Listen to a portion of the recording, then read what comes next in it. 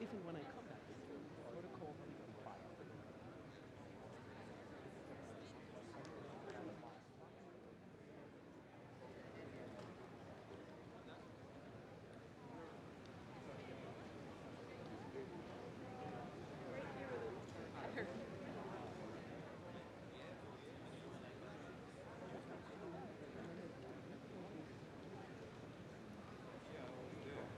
Listos.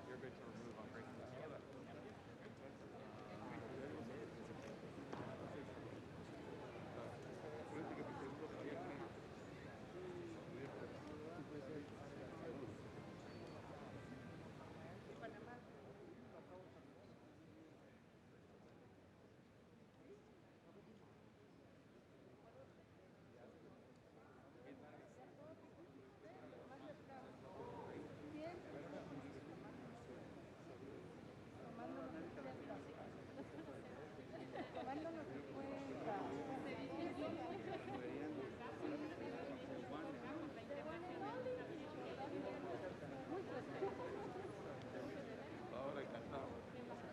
¿Cuánto guarda por WhatsApp?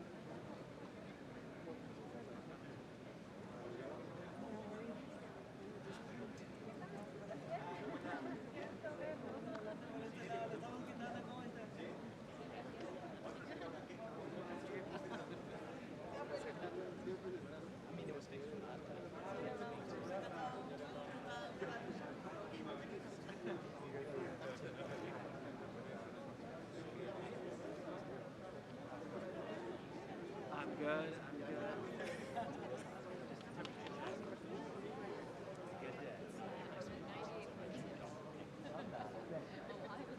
Yes.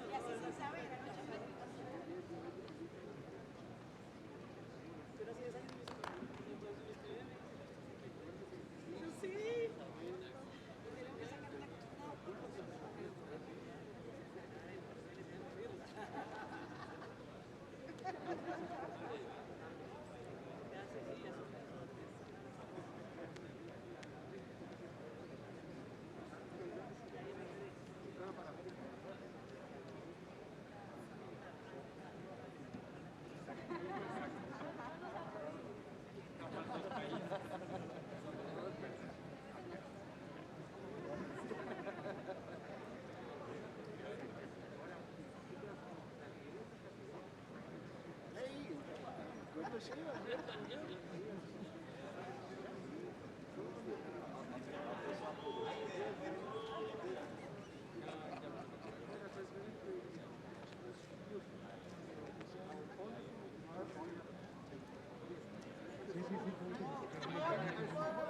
Janine me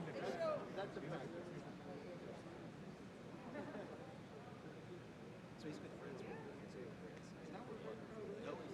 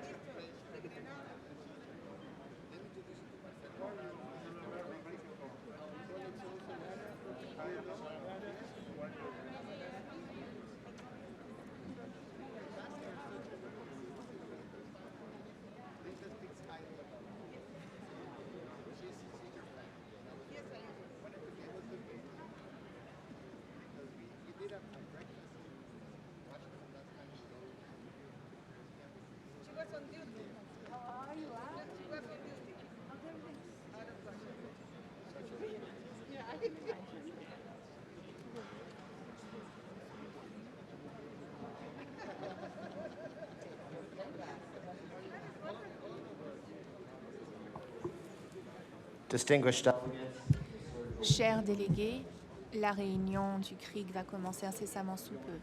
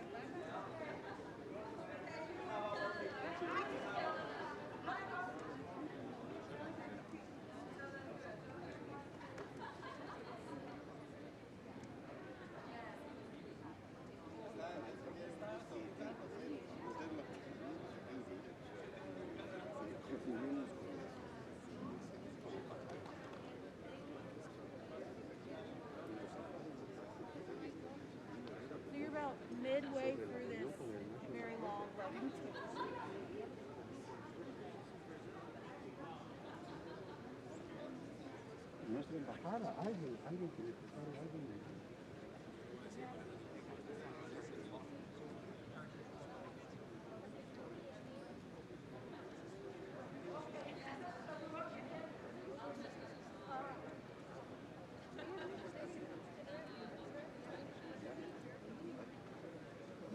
Y no nos han pasado, pues no nos pasan.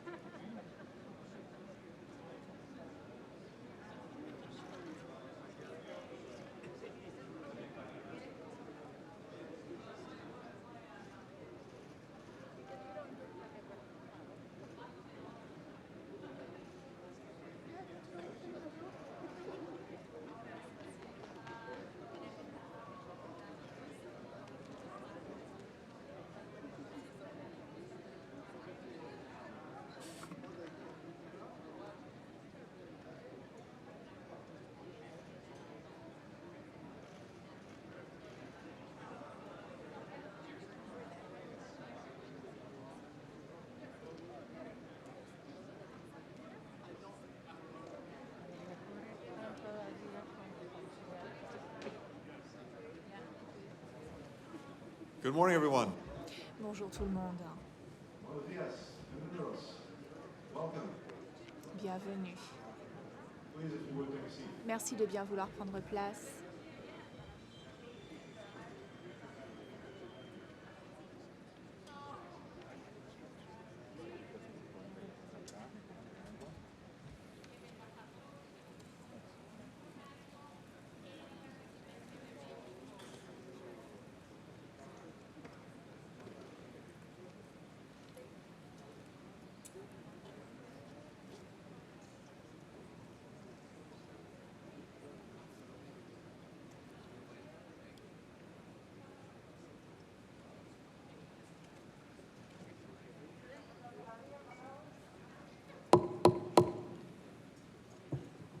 This is the great power of the chair. C'est le grand pouvoir accordé au président de séance. Again, welcome, everyone. Encore une fois, bienvenue à tous. Good morning. Bonjour, Welcome to Los Angeles. bienvenue à Los Angeles. It is wonderful. C'est un grand plaisir Fellow ministers, que de voir all your teams mes collègues ministres et ses équipes pour, à l'occasion de ce 9e sommet des Amériques. Bienvenue à tout le monde et bienvenue à la ministérielle du groupe d'évaluation de la mise en œuvre du sommet. Ce groupe est composé de représentants qui négocient ce qui va se transformer en engagement politique. Des mois entiers de travail ont été passés sur ces engagements pour assurer que notre niveau d'ambition corresponde au niveau de besoin de nos peuples des Amériques. Et nous en sommes particulièrement reconnaissants. Merci de tous ces efforts. Un grand merci à vous. En particulier, je souhaiterais remercier mes collègues du Canada, du Chili, de la Colombie, de la République dominicaine, de l'Équateur, du Guyana, de la Jamaïque, du Panama, du Pérou et de l'Uruguay, qui ont présidé les groupes de travail sur les principaux thèmes du sommet, à savoir la santé et la résilience, la transformation numérique, l'énergie propre, la durabilité environnementale, ainsi que la gouvernance démocratique. Votre leadership a été essentiel pour arriver au consensus que je pense que nous finaliserons aujourd'hui, ou du moins je l'espère.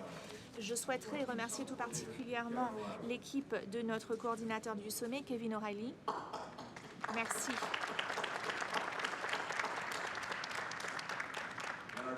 Ainsi que notre coordinateur adjoint, Dave Silverman, qui en est à son 7e sommet. Il devrait recevoir une récompense pour cela. Merci à vous deux de votre travail et de vos services remarquables. J'ai participé au tout premier sommet à Miami en 1994 et c'est formidable que d'être ici maintenant à Los Angeles. À mon ami, à mon collègue, le secrétaire général de l'OEA, Luis Almagro, bienvenue, c'est un plaisir de travailler avec vous, et au vice-président Douglas Parodi, chers collègues. Les engagements dont nous allons parler ont pour but de prendre en charge certains des défis les plus essentiels auxquels nous faisons face, y compris la COVID-19, la crise climatique, les inégalités profondes et les menaces présentées à la démocratie et aux droits de l'homme, ainsi que la crise migratoire qui est exacerbée par ces autres problèmes. Et nous le savons tous, aucun de ces défis ne connaît de frontières. Et ces défis se renforcent les uns les autres. Quand un pays donné ne fait pas suffisamment pour détecter des maladies infectieuses ou réduire les émissions, eh bien, c'est toute la région qui est en situation de risque, comme nous l'avons vu avec la COVID-19 et les conséquences climatiques. Ces inégalités sont fortement ancrées dans nos pays. Et les solutions, tout comme les problèmes, sont liés entre elles. Et pour être efficaces, elles doivent dépasser les frontières. C'est pourquoi nous sommes ici. Voilà donc ce qu'il faut faire. La prise en charge de ces défis exige également que nous comblions les lacunes entre la politique intérieure et extérieure. Nous devons défendre l'Internet ouvert, sûr, et nous devons nous assurer que nos réglementations empêchent le financement illicite. Nous voyons cela dans les différentes équipes qui ont été constituées par nos pays pour ces discussions, pour essayer de prendre en charge ces problèmes. J'aimerais me concentrer sur les 5 domaines dont nous allons parler aujourd'hui et que les présidents et chefs de gouvernement aborderont plus tard. Tout d'abord, il faut renforcer la résilience sanitaire en faisant en sorte que les personnes qui vivent dans notre continent aient accès à des soins de qualité. Nous devons investir dans l'éducation, la formation, la santé publique, la nutrition, la recherche, mais il faut également se préparer aux prochaines urgences sanitaires en renforçant notre capacité de détection, de prévention et de réaction aux autres poussées et pandémies et autres urgences, en améliorant la coordination, la transparence et la responsabilité dans toute la région, parce que quand il s'agit de la santé, nous sommes tous dans le même bateau. Nous allons mettre en place le premier agenda régional sur la transformation numérique pour assurer de combler cette lacune numérique, cet écart numérique, pour que tout un chacun puisse avoir accès aux outils nécessaires pour leur vie de tous les jours, que ce soit au niveau de l'entrepreneuriat ou de l'éducation. Nous allons faire en sorte que l'innovation et l'inclusion sociale soient accrues par le biais d'un accès numérique au service de l'État.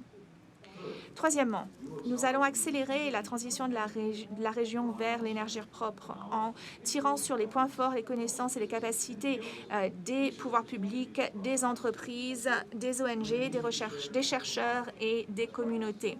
Et nous allons rendre le partage de bonnes pratiques plus aisé avec le secteur public et les parties prenantes qui identifient des opportunités pour faire en sorte que les biens et les services soient produits avec de l'énergie propre en assurant l'intégration de la chaîne d'approvisionnement dans le continent. Quatrièmement, nous allons redoubler d'efforts en matière d'investissement pour la résilience climatique et l'adaptation pour faire en sorte que nous puissions faire face à ce que nous voyons déjà et pour nous assurer de croître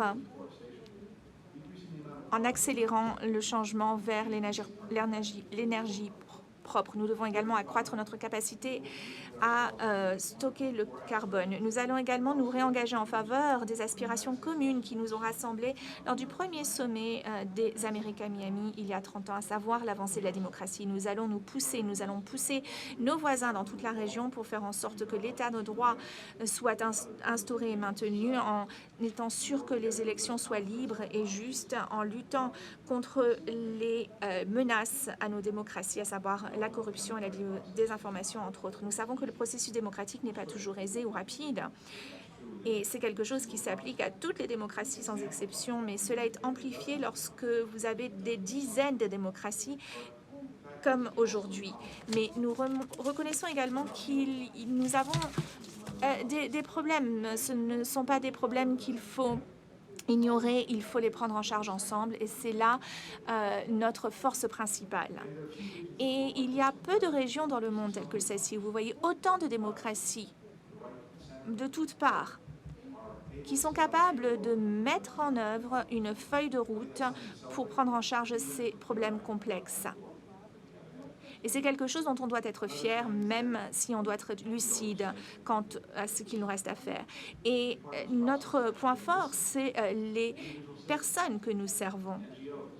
Il faut écouter les citoyens, les ONG, les jeunes, les communautés, les entreprises, y compris ceux qui sont critiques.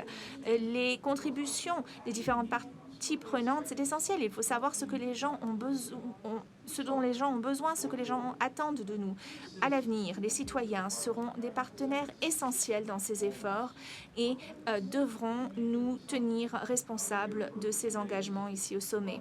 Nous allons passer quelques jours ensemble, mais c'est tous les jours qui ont une importance. Donc, les engagements d'aujourd'hui doivent se répercuter dans ce que nous faisons au jour le jour. C'est l'esprit qui, nous l'espérons, sortira de cette rencontre. Merci. Secretary of State. Donc merci beaucoup, merci secrétaire d'État, et nous aimerions remercier le gouvernement américain d'avoir accueilli le GRIC et d'avoir organisé ce GRIC. Merci de nous avoir réunis avant ce sommet. Mesdames et messieurs, coordinateurs nationaux, coordinateurs du sommet, représentants du groupe de travail mixte sur les sommets, secrétaire général et les autres personnes qui ont contribué à ce sommet et président du GTCC. Merci à tous les pays pour le leadership dont ils ont fait preuve et merci également d'avoir fait preuve de beaucoup de responsabilités au cours de ce sommet. Depuis la création officielle, depuis l'invitation officielle en janvier 2022, toutes les priorités ont été incluses. Et lorsque les États-Unis ont lancé ce sommet en 1994, à l'époque, l'idée c'était que les dirigeants du continent travailleraient ensemble. Et au fil des ans, nous avons pu promouvoir la démocratie, la sécurité dans les Amériques. Néanmoins, il y a encore des défis qui persistent aujourd'hui. Et nous sommes également confrontés à de nouveaux défis inédits. Bien sûr, nous appuyons tous la démocratie, mais aujourd'hui, nous devons nous assurer que nous puissions mettre en place une gouvernance démocratique qui est essentielle pour renforcer la charte démocratique de notre groupe. Nous allons donc réaffirmer notre engagement vis-à-vis de la démocratie et vis-à-vis des citoyens. C'est grâce à l'adoption d'un plan d'action que nous allons pouvoir renforcer cette gouvernance démocratique. Et c'est pour ça que, plus que jamais, il est important que les entreprises, les gouvernements et les citoyens des Amériques puissent œuvrer ensemble, main dans la main, afin de relever ces défis et pour créer de nouvelles opportunités, afin de promouvoir les objectifs du 9e sommet. Et les États-Unis ont fait preuve de détermination afin de mettre sur la table une série de propositions qui sont essentielles pour la relance économique et sociale des Amériques. Ce 9e sommet représente une opportunité pour catalyser les réponses afin de faire face aux défis au niveau continental. Il faut donc bien sûr avoir une riposte face à la pandémie. Il faut défendre des principes démocratiques forts. Il faut avoir une relance verte et équitable. Il faut également gérer la gestion des migrations. En 2021, suite à des consultations avec la société civile, les coordinateurs nationaux du secteur privé ont identifié les thématiques prioritaires. Les contributions au cours des consultations sont donc devenues concrètes afin de pouvoir construire un avenir durable, résilient et équitable. Il y a de nombreux défis auxquels sont confrontés les pays. Et de ce fait, il faut vraiment utiliser la riposte face à la pandémie 19 pour mettre en place un programme collectif visant à renforcer la coopération multilatérale dans le système interaméricain. Et ce système commence avec le sommet, mais ne termine pas avec le sommet. Nous sommes en train d'ouvrir un nouveau chapitre dans le partenariat entre les Amériques aujourd'hui. Il y a deux entités du système qui sont là, les banques multilatérales, l'ONU, qui ont participé au cours des négociations. J'ai eu l'occasion de les rencontrer virtuellement et nous avons suivi de près les évolutions de toutes les discussions afin de pouvoir bien sûr identifier les sources de financement. En effet, ces efforts exige de notre part que nous puissions contribuer financièrement. Et c'est un effort que les États-Unis promeuvent afin de trouver une solution pour les Amériques.